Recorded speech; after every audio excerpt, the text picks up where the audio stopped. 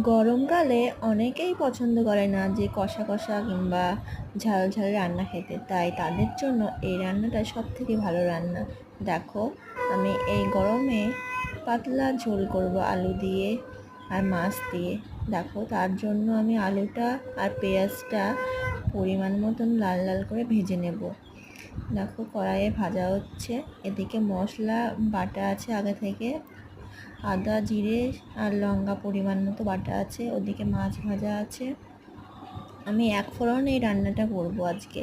দেখো, তেলে দিয়ে দেওয়া হয়েছে ফোড়ন, 5 ফোড়ন যেটা থাকে, মৌরি মেথি কালো জিরে এরকম ফোড়ন এটা।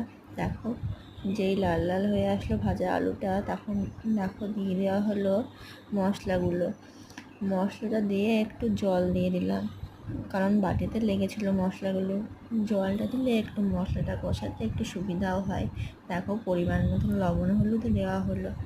এবার আমি আলুটা ভালো করে কষিয়ে নেব। দেখো, কষানো হচ্ছে।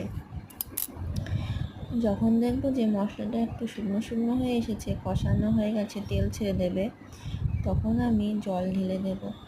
তোমরা অনেকেই ভাবছো যে রান্না উনুনে হয় কেন। আমার রান্না উনুনেই বেশিরভাগ হয়, কারণ আমি গ্যাসের চেয়ে উনুনে রান্না করতেই বেশি পছন্দ করি, কারণ উনুনে তাড়াতাড়ি রান্না হয়ে যায় এবং উনুনে রান্না একটা আলাদাই স্বাদ আসে।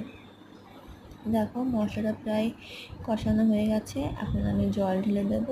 জল ঢেলে দেওয়ার পর যখন ঝোলটা ফুটে উঠবে, তখন আমি মাছগুলো দিয়ে নাড়াচাড়া করে নামিয়ে নেব। তবেই হবে আমার পাতলা পাতলা ঝোল আলু দিয়ে। কেমন লাগলো জানিও।